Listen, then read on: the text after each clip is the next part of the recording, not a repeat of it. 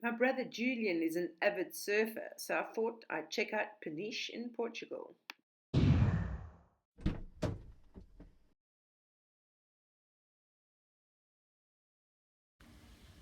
So this is the Peniche bungalows that I'm staying at. There's a swimming pool over there. And these are the bungalows. Here's my bungalow. You can see it's got like a little kitchen, bathroom, bed in this room, another bedroom over here. It's perfect. Peniche is about an hour's drive from Lisbon, and that makes this top surfing destination easily accessible. It's apparently one of the best in Europe, and they say it's because the breaks come from three different directions. That might mean something to surfers, doesn't mean too much to me, other than there's big waves. And you get super tubes there as well, apparently. In fact, they actually refer to the super tubes as the European pipeline.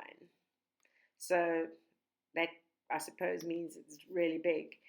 The beaches are incredible, long sandy beaches, and because there's a bit of a wind, it's excellent for kite surfers and windsurfers. I guess in normal times the beaches would be absolutely packed, but at this moment the beaches weren't crowded at all. In fact, they were relatively quite empty. As for the climate, for me, Peniche wasn't anywhere as hot as it was in central Portugal and the Algarve. But I can say the afternoons are definitely much warmer than the mornings. The mornings tend to be a little bit overcast and they can even be a little bit chilly, but by the time the sun is burnt off the clouds, it definitely warms up. So in this video, because I've done a lot of the filming, in the morning it might appear to be look quite gloomy, the weather. But I can tell you that the beaches are stunning. There are so many different beaches in the Peniche, in and around the Peniche area, and the waves look awesome and the weather is not too hot. So I think it's a perfect holiday destination. You don't have to climb down cliffs to get to the beaches either, which is a good thing for those who do not like mountain climbing to get to a beach. Of course, there's more to Peniche than just the waves. It's an old fishing village and it's got a lot of history. There's an old fort over there as well. If you are into clambering around rocks, the Portugal's westernmost point is in the Peniche area at Cabo Cavoeira. And there's really interesting rock formations over there that you can do your little goat impersonation and jump from rock to rock. Just make sure you don't slip and fall into the sea below.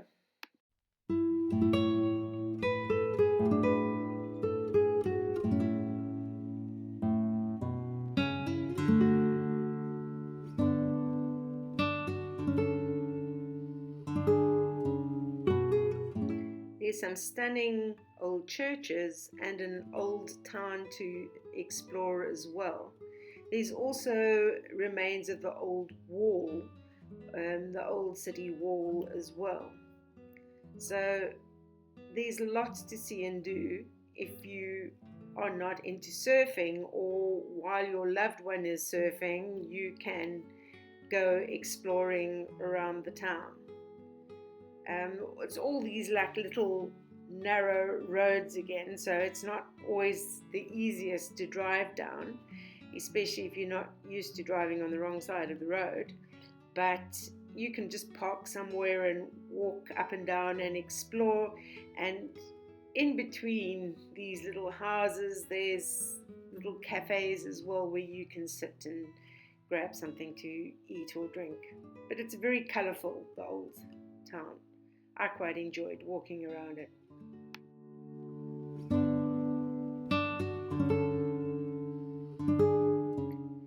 fort was built by King John III in 1557, so that's a hell of a long time ago.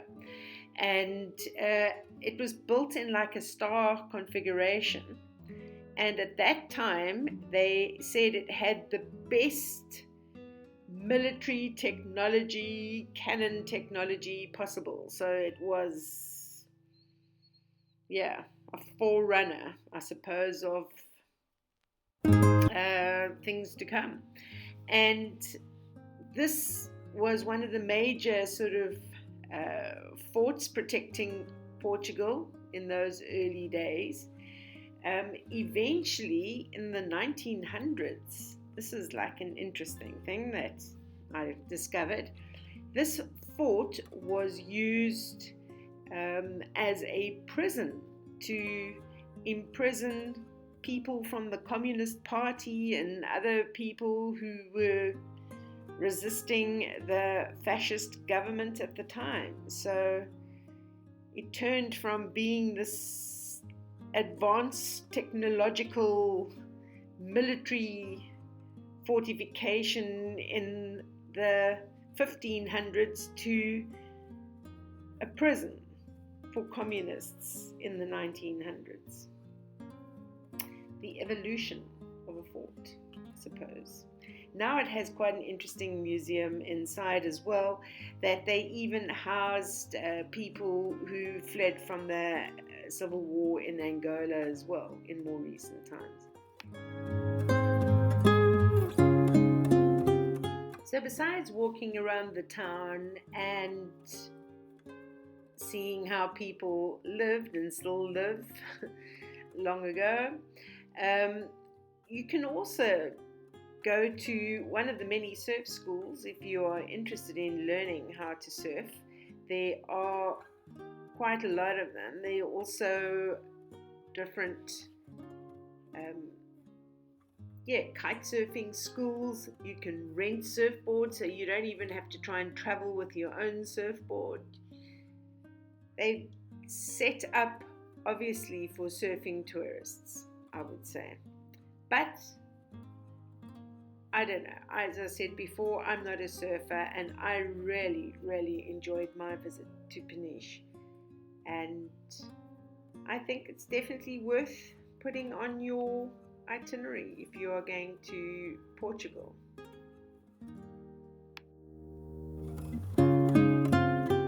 And I can't do a video about Peniche without talking about the food.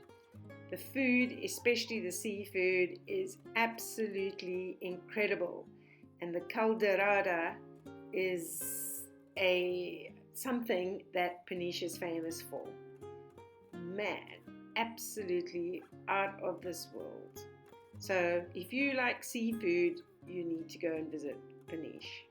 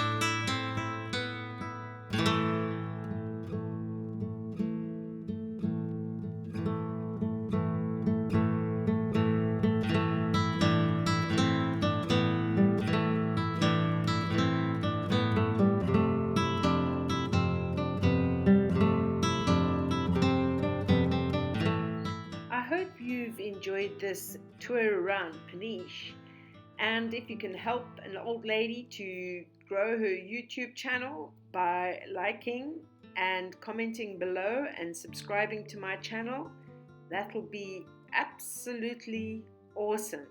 I have quite a few videos about Portugal still to come, and I post videos a couple of times a week, and one of them is usually about my journey to buying a farm in Portugal, and it'll eventually be about fixing up my farm that I bought in Portugal. And the other videos are usually to do with travel or recipes. So that's what my channel is about, and I'd love to have you subscribing and being notified of upcoming videos. So have a good one, stay safe, and I'll see you on my next adventure.